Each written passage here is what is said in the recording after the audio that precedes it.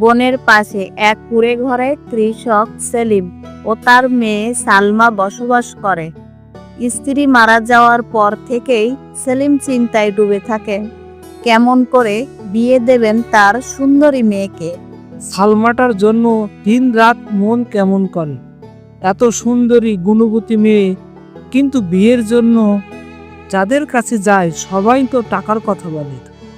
আমি কি টাকার গাছ লাগাইছি? সেলিম ভাই, কেমন আছেন?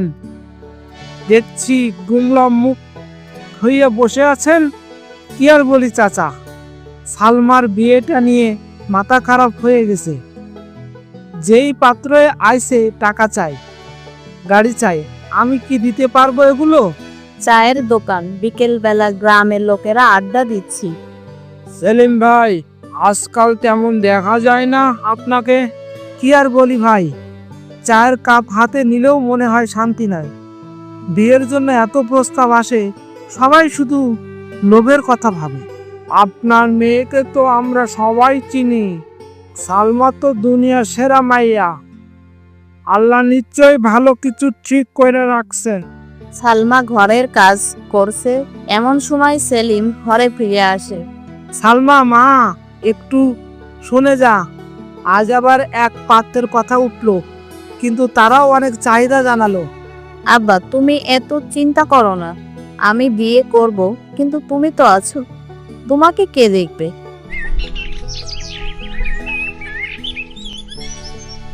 এভাবেই দিন যায়, রাত যায়। সালমা প্রতিদিন বাড়ির সব কাজ করে, পুকুর থেকে পানি আনে, রান্না করে, আর তার বাবার পাশে থাকে। গ্রামবাসীরাও খোঁজ নেয় কেমন আছেন তারা, মেয়ের বিয়ে হচ্ছে কিনা। তোকে তো আর কিছুই ভালো লাগে না।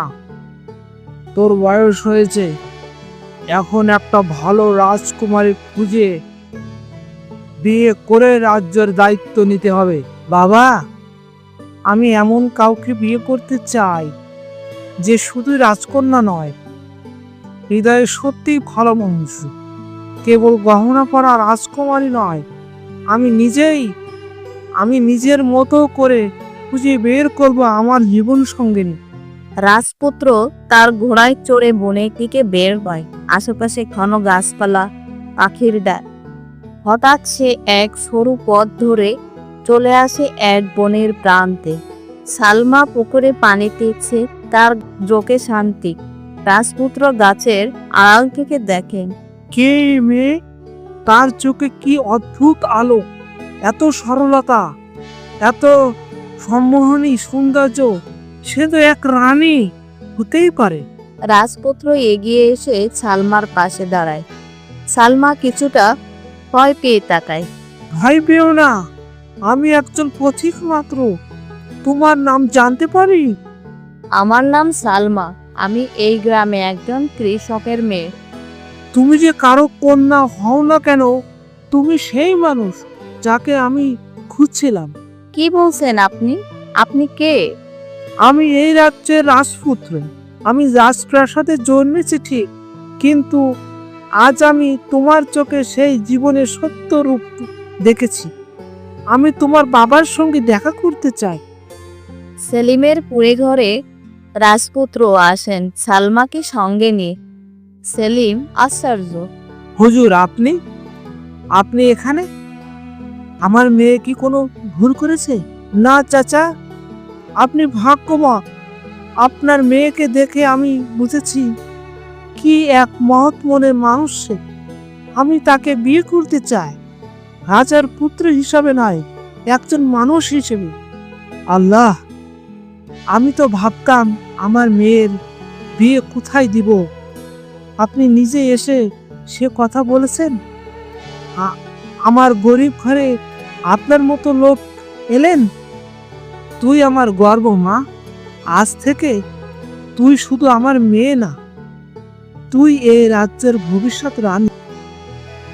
রাজপ্রাসাদে রাজা ও রানী বিশাল সভাকক্ষে বসে আছেন। রাজপুত্র এসে সালমার কথা বলেন। মা, বাবা, আমি একজন অসাধারণ মেয়ে পেয়েছি। সে গরিব কৃষকের মেয়ে হলেও তার মন, তার আচরণ, তার সৌন্দর্য সব ঠিক থেকেই সে একজন রানী হওয়ার যোগ্য। আমি তাকে বিয়ে করতে চাই। এক গরিব কৃষকের মেয়ে, তুমি কি ভেবেছ? রাজ্য এই সিদ্ধান্ত কিভাবে নেবে?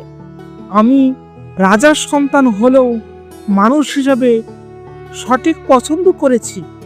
আর রাজ্যের মানুষ যদি সত্যিকারের ভালোবাসা বুঝে, তারা একে মেনে নেবে। তোমার কথায় যুক্তি আছে। আমাদের রাজ্যকে এমন একজন রানী দরকার যে মানুষের অন্তর ছুঁতে পারে। আজ শুরু হোক। সেলিমের কুড়ে ঘরে পালকি ও রাজসেনা এসে পৌঁছায়। গ্রামের মানুষ অবাক। ছোট কুড়ে ঘরের সামনে রাজ্যর সোনালী পালকি, রাজসেনা, ঢাকঢোল সালমাকে নিতে এসেছে রাজপ্রাসাদ থেকে। সেলিম ভাই, এ কি কপাল বদল বলে? আপনি তো গ্রামেই থাকতেন, আজ আপনার মেয়ে হচ্ছে রানী। আল্লাহর রহমত ছাড়া আর কিছু না চাচা। আমি তো ভাবতাম আমার মেয়ের বিয়েই হবে না। এখন দেখি রাজপ্রাসাদ তার গন্তব্য। আব্বা, তুমি কেঁদো না। আমি প্রতিদিন তোমার কথা মনে রাখবো। আমি আজ রাজবাড়ি যাচ্ছি ঠিকই, কিন্তু তোমার সালমা আগের মতোই থাকবে। তুই আমার গর্ব মা, গরিব ঘরের আলো। রাজ্য আজ বুঝবে আসল রানী কাকে বলে। রাজপ্রাসাদে বিয়ের মহা আয়োজন। রাজপুত্র ও সালমার বিয়ে। রাজ্যর হাজারো মানুষ জড়ো হয়েছে রাজপুত্রের বিয়ে দেখতে, কিন্তু রাজকন্যা নয়, বিয়ে হচ্ছে এক গরিব কৃষকের মেয়ের সাথে, যে সত্যিকারের রানী মন্থকে। সেলিম চাচা, আজ আমাদের রাজ পরিবারের সম্মান, রাজ্যর প্রতিটি কৃষকের মুখ আপনি উজ্জ্বল করলেন। আমার জীবনের এমন দিন আসবে ভাবেনি রাজামশাই। এটা কেবল আমার নয়, প্রতিটি গরিব বাবার স্বপ্ন পূরণ। বিয়ে সম্পন্ন হয়। সালমা আজ শুধু একজন রানী নয়, রাজ্যের মানুষের ভালোবাসার প্রতীক। সেলিম আজও তার ছোট ঘরে থাকেন, কিন্তু পুরো রাজ্য তাকে রাজবাবা বলে ডাকে। বিয়ে হয়েছে জাঁকজমকে, কিন্তু রাজপ্রাসাদের ভিতরে কৌতূহল, অবজ্ঞা, ঈর্ষার বাতাস। অনেকেই মেনে নিতে পারছে না এক গরিব কৃষকের মেয়ে আজ রানী। বুঝলি, এই মেয়েই এখন রানী, একেবারে কুড়ে ঘরের মাটি থেকেই উঠে এসেছে।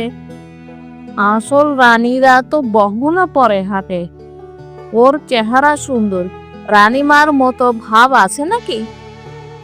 তোমরা ঠিক বলেছো বোনেরা। আমি রাজপ্রাসাদের চেয়ে বাবার কুড়ে ঘরে অভ্যস্ত, কিন্তু আমি চেষ্টা করব সবার মন জয় করতে, রাজবাড়ির মর্যাদা রাখতে। মাফ করবেন রানীমা, আমরা শুধু গল্প করছিলাম। আপনি এত নম্র। রানীমা, আপনি বসুন, আমরা রান্না করব। না না, আমি শিখতে চাই। আমি তো বাবার বাড়িতে নিজের হাতে সব করতাম। রান্না করাও আমার আনন্দের অংশ। সালমার এই সরলতা, ভালোবাসা আর নিজেকে নিচু করে দেখা মনোভাব খুবই অল্প সময়ে রাজপ্রাসাদের সব কর্মচারী, দাসী, রাঁধুনির মনে স্থান করে নেয়। রাজ্য পরিচালনার সভা চলছে। রাজার পরামর্শদাতা সালমার মতামত জানতে চায়। রানীমা, যে আমি খরার কারণে কৃষকেরা কষ্টে আছি। রাজা বললেন আপনি তো কৃষকের মেয়ে, আপনার পরামর্শ। কৃষক মানে শুধু জমির কাজ করা মানুষ না, তারা দেশের প্রাণ। করার সময়ে তাদের বিনা সুদে ঋণ দিতে হবে, খাদ্য ও পানির সরবরাহ নিশ্চিত করতে হবে। কৃষকের সন্তান না খেয়ে থাকলে রাজ্য গড়ে ওঠে না। কি দুর্দান্ত কথা! এমন সচেতন ও মানবিক চিন্তা এক রাজকন্যার পক্ষেই সম্ভব। সেলিম রাজপ্রাসাদে এসেছেন মেয়ের খবর নিতে। আব্বা, আমি ভালো আছি, কিন্তু তোমার মুখ না দেখলে আমার মনে শান্তি পাই না। তুই যেখানে আছিস, আল্লাহ তাতে আমার হাজার গুণ ভালো রেখেছেন। আজ তোর জন্য গর্ব হয় মা। গরিবের ঘরে জন্মেও কেমন সুন্দরভাবে রাজ্য সামলাচ্ছিস। চাচা, সালমা শুধু আমার স্ত্রী নয়, সে এই রাজ্যের অহংকার। রাজ্যের প্রতিটি প্রজার হৃদয় স্থান করে নেয় রানী সালমা। শিশুরা তাকে দেখে স্বপ্ন দেখে, নারীরা তার মতো হতে চায়। আজ রাজকর্মচারীরা তাকে সম্মান করে, ভালোবাসা দিয়ে। আমার জন্ম কুড়ে ঘরে, কিন্তু আমি প্রমাণ করতে চেয়েছি একজন মানুষের আসল পরিচয় হয় তার হৃদয় দিয়ে, মর্যাদা আসে কাজ ও চরিত্র দিয়ে। আজ থেকে প্রতিটি দরিদ্র ঘরের মেয়েরা সামনে রানী সালমায় এক প্রেরণা। রাজ্যে শুধু বংশ চলে না, চলে গুণে ও মানবতায়।